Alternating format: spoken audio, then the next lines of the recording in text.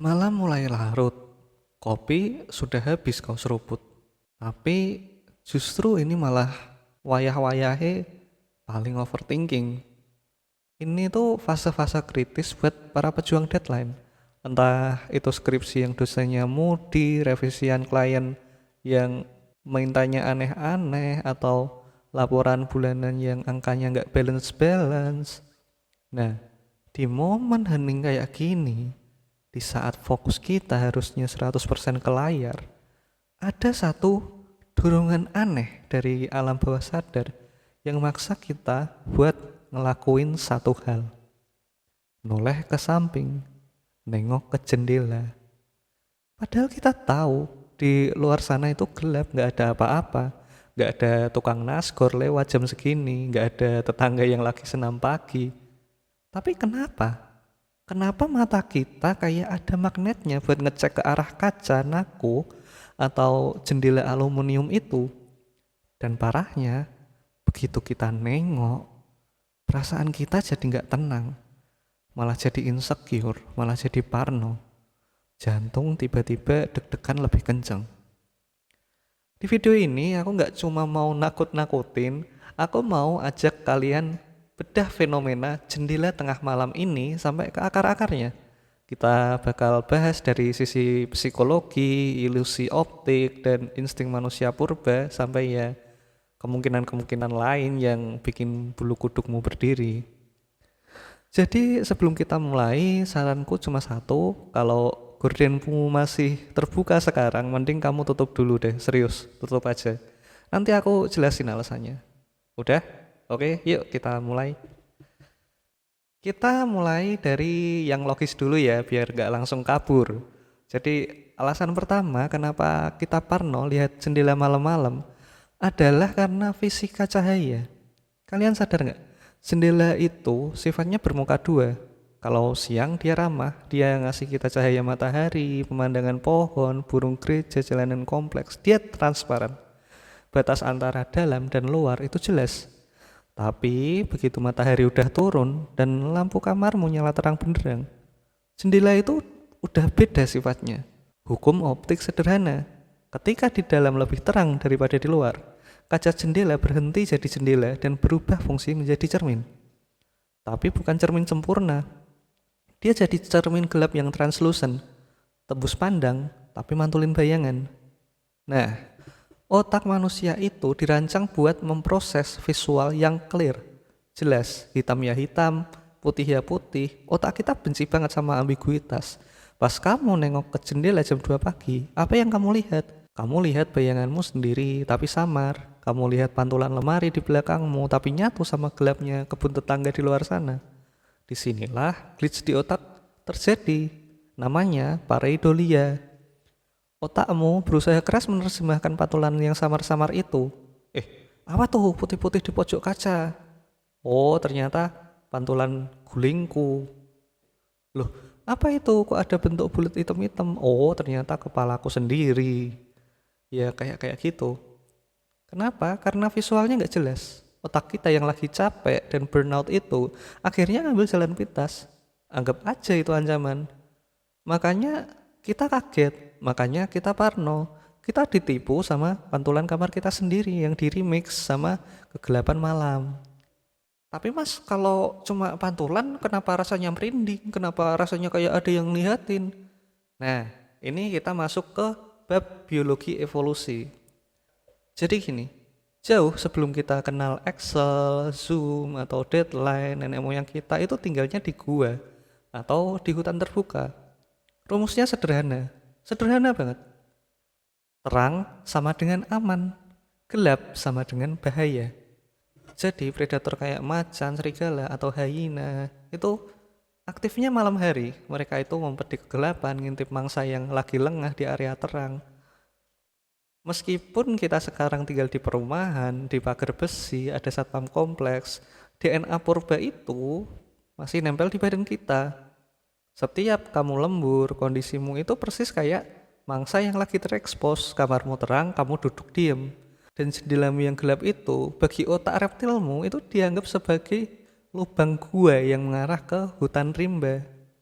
Perasaan diawasi atau scopaesthesia, susah ya ngomongnya ya.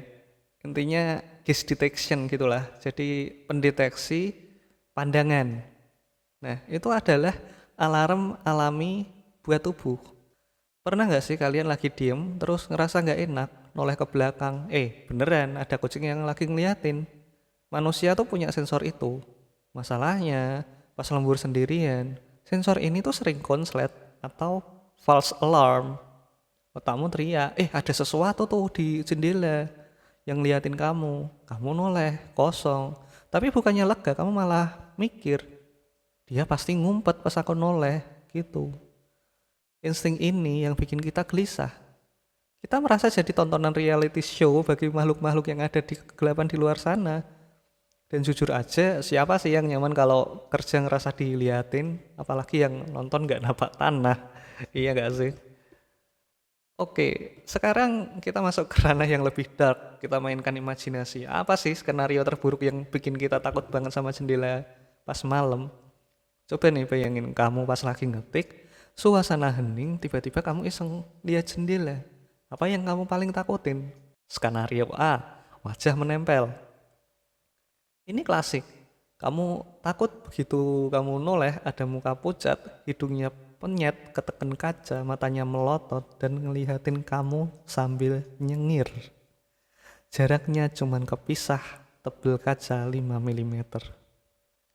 Pertanyaannya kalau itu terjadi kamu mau ngapain? Teriak, lari, atau malah nge-freeze? Dan yang bikin lebih ngeri kalau kamarmu ada di lantai 2 gimana? Kalau di lantai 1 oke lah, mungkin maling atau orang iseng, ya nggak oke juga sih. Tapi kalau kamarmu di lantai 2 lebih ngeri lagi. Dan ada muka nempel di kaca luar, dia berdiri di mana, dia nampak di mana. Nah, logika ini yang bikin kita nggak berani lihat jendela di lantai atas kan. Skenario B, pantulan yang telat atau delayed reflection. Nah, ini mitos urban legend yang sering banget dibahas. Konon, cermin atau kaca itu kadang nge-lag. Bayangin kamu ngaca di jendela, kamu benerin rambut pakai tangan kanan, terus kamu turunin tanganmu, tapi bayanganmu di kaca masih ngangkat tangan. Dia telat 2 detik. Atau lebih parah, kamu lagi cemberut, stres mikirin kerjaan, tapi bayanganmu di kaca malah tersenyum. Duh, ngebayanginnya aja udah bikin mules.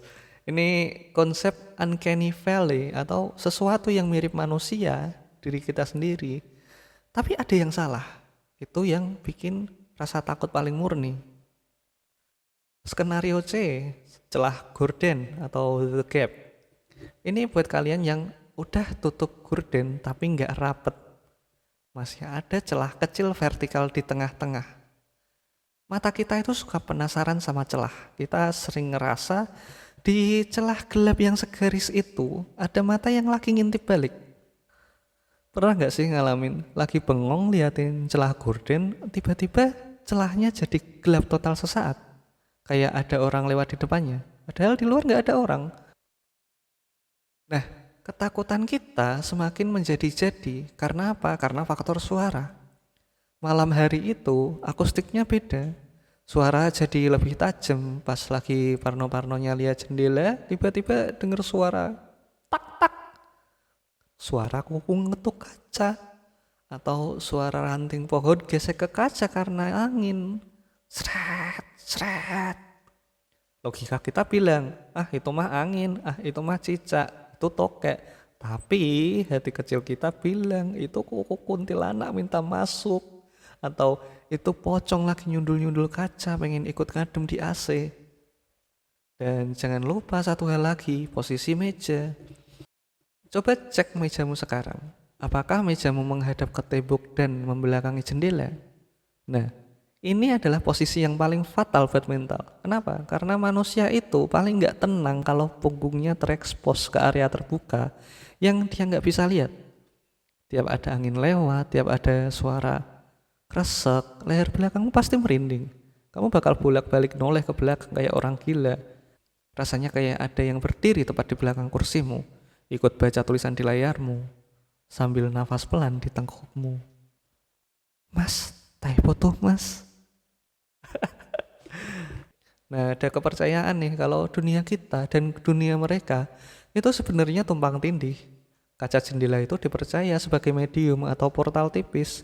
Kalau kita terlalu sering menatap kegelapan luar lewat kaca, sama aja kita lagi mengundang. Kita lagi ngasih sinyal. Halo, aku bisa lihat ke arahmu loh.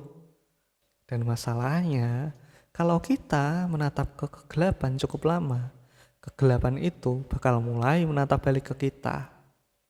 Konon makhluk halus itu suka sama orang yang melamun. Dan posisi kita pas lagi bengong liatin jendela, itu adalah posisi paling vulnerable, kosong pikiran. Jadi pas kamu ngerasa parno, itu mungkin bukan cuma perasaanmu aja. Mungkin emang ada yang lagi numpang lewat. Lihat ada manusia bengong, terus dia berhenti sebentar. Loh, kok dia liatin terus aku ya? Bisa lihat aku po? Nah, kalau udah kayak gitu kan repot urusannya. Jadi kesimpulannya gimana? Apa harus kita semen aja jendelanya biar nggak takut? Ya jangan dong, sirkulasi udara kan penting bro.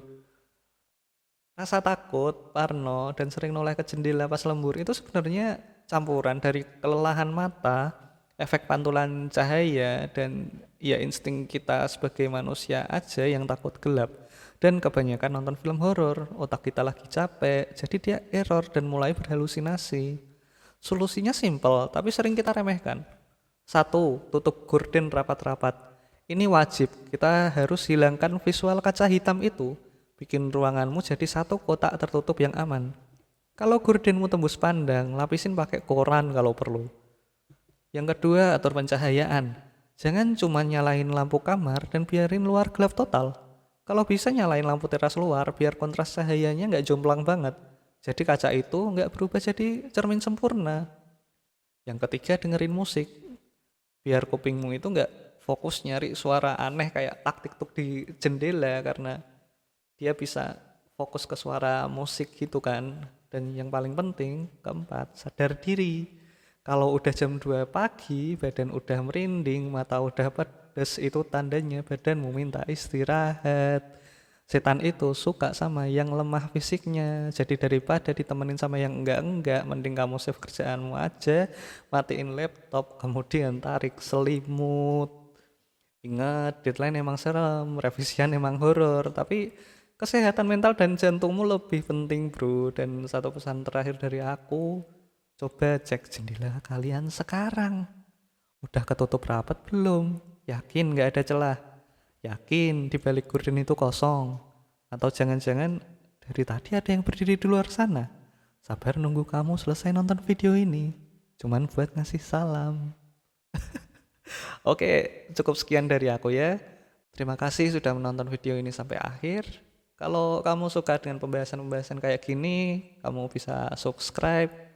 Ya, see you in the next video.